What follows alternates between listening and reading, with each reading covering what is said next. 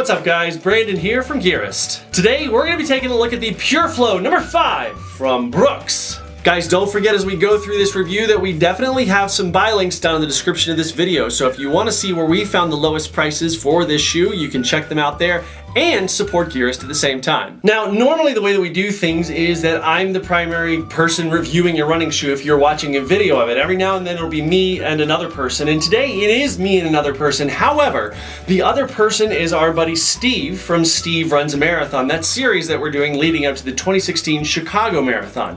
And Steve is the primary reviewer of this shoe right here, although yours truly was certainly running in it, so we've got kind of a two-person perspective, but the review that we are referring to mostly today is going to be from Steve, with a little bit of interjection here and there from moi. Over the past few months, as Steve has begun training for his first ever marathon, you know, there have been some trials and tribulations with a little bit of Achilles tendonitis here and some things like that, but along the way, one of the cool things when he is out there and running is that Steve has gotten to try, just like the rest of us here at Gearist, to try some really cool gear, and this right here, the Brooks PureFlow 5, is the first piece of gear that he's going to be giving his full review to. So let's get into it. As always, starting with the outsole here, we can see that there is a blown rubber compound up here in the forefoot and then a little bit more higher durability rubber here in the heel in both of these areas. The rest of this is exposed Biomogo DNA foam, which is what, or DNA LT foam as it says here, which is what the Pure series, the Pure project, is partially known for. Steve did make a comment that while there's a lot of great coverage up here in the front where it caters to people that are going to land on that forefoot and that midfoot, there still is protection here in the heel of the foot. You can see for people that may be kind of stuck in that landing in the heel and really driving on the heel section, or are just generally going to settle out that heel while still moving and sliding through the gait cycle, which is going to compromise durability a little bit. One of Steve's comments, and mine as well, is that the durability of the shoe is actually really pretty solid, and especially you see these major flex screws, which we'll talk more about in the midsole, which go through this.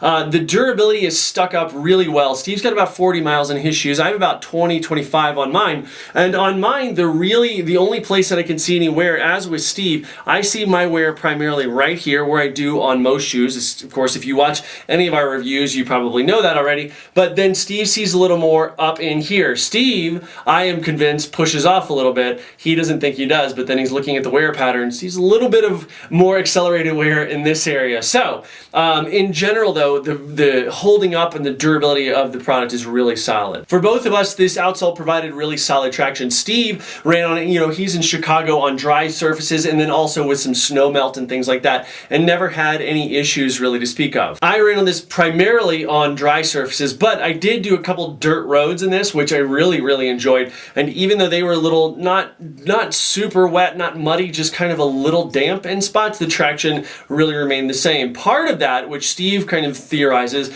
is that the individual breakup, these kind of pods that you can see here, and the fact that those go through into the midsole, those little pods really allow a custom grip. We see this in some trail shoes, kind of in the lug sense of things, and this kind of works out the same way to provide really good traction. As we mentioned, the midsole of this guy is made up of DNA LT foam from Brooks. It's really solid, single density piece throughout, and one of the things that Steve points out, and I noticed as well and really like this, is that there are 8 lateral flex grooves in this shoe, which makes it a super flexy shoe and actually makes it work really well with the foot. Of course, this is part of the DNA of the Pure project, not to put a pun in there, but that is part of the kind of calling card of this, is making sure that this is a shoe that is mimicking a lot of the action of the actual human foot. In combination with those lateral flex grooves, there are these longitudinal flex grooves, which run basically 3/4 of the length of the foot throughout. Then they, of course, run fully the length of the shoe, but they're just not as open as the ones up here. Again, we'll touch on that in a second.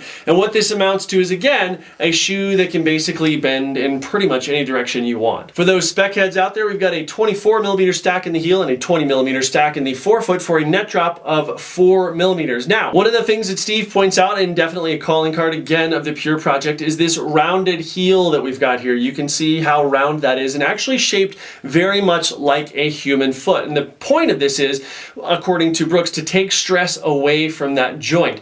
Both Steve and I tend to be very midfoot to forefoot landers, and so I'm not sure, and as was he kind of theorizes, that both of us aren't really going to be able to take too much advantage of that. But I have to say that on some climbs and things like that, it takes a little bit of getting used to. When you let the heel settle, of course you land, I land like this, and then the heel settles down, and there can be a bit of this, not wonkiness, but just kind of lack of that super straight platform that you're used to in a lot of shoes. And it, over time, as you get used to it, works a lot better. But right out of the box, it kind of, I was like, whoa, and then it settled in. Now onto the upper, which is a single layer mesh and a 3D printed upper. You can see right there this little starburst pattern that is basically all over the shoe. Now what this means is, and this is the case in a lot of just mesh shoes with using those bonded and welded overlays, is that in different temperatures, these shoes tend to react slightly differently than they might with more traditional stitched on overlays.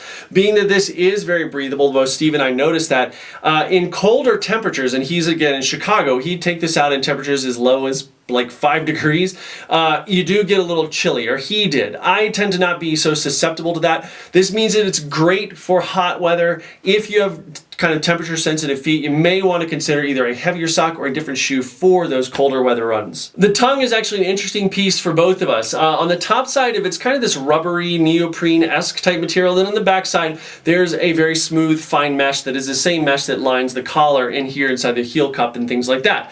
This tongue tapers up to this edge, which we can see right here. No big deal about the edge, except if you have a little bit of an area where it's going to rub you, it might rub you the wrong way. But what do I mean by rub you the wrong way? Well, overruns, this actually I found was in my front side of my ankle, like right where your foot bends, like if this is your foot, the tongue kind of presses right there. And it's not pressing hard, and it wasn't super uncomfortable, but I did notice it. So if you do have sensitive skin, just be aware that wearing a higher sock may be something that you want to check out to keep from any abrasion in that area. The tongue also doesn't have a lace guide, and part of that might be chalked up to the fact that this is a kind of rubbery type material on top, but there is a little bit of lateral tongue slide that both Steve and I noticed, not to an uncomfortable degree, but it does tend to want to drift out that way. And Steve actually put the full disclosure in his review that he's never experienced a shoe where there wasn't some of that lateral drift. So, you know, that is something that can be a very person-to-person thing, and in Steve's case, it definitely is. Well, we both think that the heel cup and the heel counter and all this is definitely one of the most structured parts of this shoe. There's actually a really rigid heel cup back here, which complements the fact that this is that rounded heel that I mentioned earlier and gives you a sense of lockdown stability, even though there's that rounded, almost, I hate to call it instability, but that freedom of movement of the heel otherwise. Internally, it is again surrounded by actually what I deem is a pretty solid amount of foam. It's pretty dense, it's very comfortable on the foot. I had no problems with it. I've walked around this barefoot a few times and had no problem. Steve commented that internally there's really no seam except for the two seams. There's one here and one here on the inside where it transitions from this material into that front mesh material. If you're a barefoot runner, someone who likes to go sockless, you may want to consider that. It's pretty comfortable transition in that area, but again, keep in mind that there is a seam there, so it's worth talking about. Something unique to this shoe, which I actually touched on a second ago, is the fact that the upper is basically right down into the midsole there, as you can see. So right under this segmented sock liner, which you see right there, is basically a strobel board, which looks like to be a piece of ortholite material or just kind of a custom colored DNA foam. And that might actually feel like you're gonna have some things coming up in there. I didn't notice that, and again, I took this on a dirt road, but this is a road shoe, not a trail shoe. So there is something that I also noticed on that dirt road, and that is getting things like rocks stuck in these guys. But again, caveat, this is a road shoe, not a trail shoe. So when I was running on that surface, I didn't expect anything less. I wouldn't have expected anything less from any road shoe where there were significant flex grooves in it. Now for the fit. The first thing that I'll mention is that this shoe in a size 9, men's size 9, comes in at 9.2 ounces. So not the lightest thing in the world, but as Steve mentions, he actually likes that substance on his foot. For me, it feels very middle of the road. I didn't feel it being heavy. It's definitely not super light, and there is some substance to it. So we both noticed that across the board. So we'll start at the back of the shoe in terms of the rest of the specific fit areas, this for me was a very good heel cup. I really liked the way I felt in there. And again, with that freedom of movement in the external heel that I wasn't quite used to in a running shoe, having that lockdown or that really well-shaped sensation in the internal and the upper of the foot was a really nice addition. Steve noticed some extra movement inside here, but as I'll mention again in a second, Steve has a little bit of a narrower foot that caters a little bit to having that extra movement in other places. Into the midfoot, both of us were very comfortable. Steve actually said it was supportive but not confining. I noticed that very much. I would like to see a tongue lace guide here to keep it from sliding a little bit. It did make me uncomfortable, but what kind of I don't like about that is that I'll go through and all of a sudden I feel something on the side of my foot, and it's almost like a physiological thing where I have this thing on the side of my foot all of a sudden. Not a big deal, didn't happen all the time, but it is certainly something that I would like to see a little bit of lace lock down there. Now moving into the toe box. This is a very interesting area for me. One, I will say that Steve really liked the way this fit. But again, Steve has a narrow foot. He noticed no problems with it. And you can see there that it actually really kind of cuts in pretty, severely, not super severe, but on that side. For a Naturals running shoe, part of the Pure project, I know this has been the case with some of their shoes in the past, and I know that a lot of people, myself included, may think that if you're going to build a natural running shoe, it needs to be more shaped like the foot. This could use a solid amount more material out here on the lateral side to really allow for that wiggle and splay. For me and for a lot of other reviewers, they really decry the fact that this kind of collapses in a little bit. There's not really much rhyme or reason to it that I can see. I just think this is a really solidly fitting shoe on the medial side of the toe box, but the lateral side of the toe box is lacking, and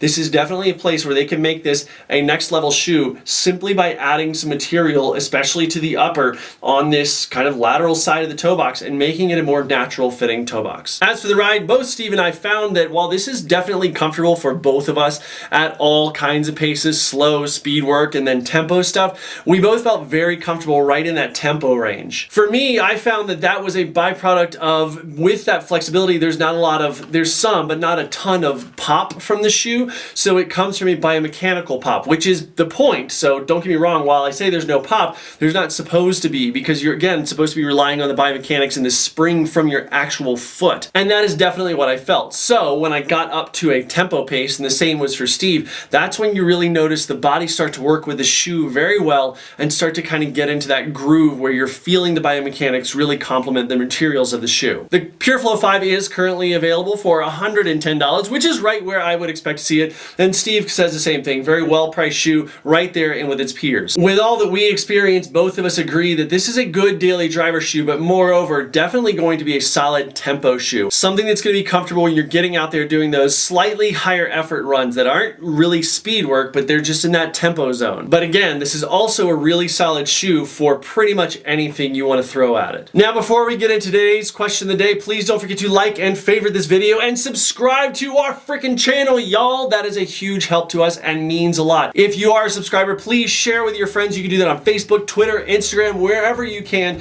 Let your friends know that you're a fan of Gearist so they can hopefully be too. Now for our question of the day, and that is with number 5 of the PureFlow series coming up. What do you guys think of the preceding shoes if you've tried those? Let us know down in the comment section below. As always, guys, thank you so much for spending a few minutes with us today. If you've got any questions at all, don't hesitate to email info@gearist.com or just go to gearist.com. Check it out. There's a contact us link there. As always, also please follow us on all of our social media outlets, which you can see here on my right, your left, including my personal Strava, Facebook, Twitter, Instagram. There's our YouTube down at the bottom there. If you're watching this and not subscribed, please subscribe. That would mean a lot to us. Again, guys, thank you so much for your time today, and we will see you next time.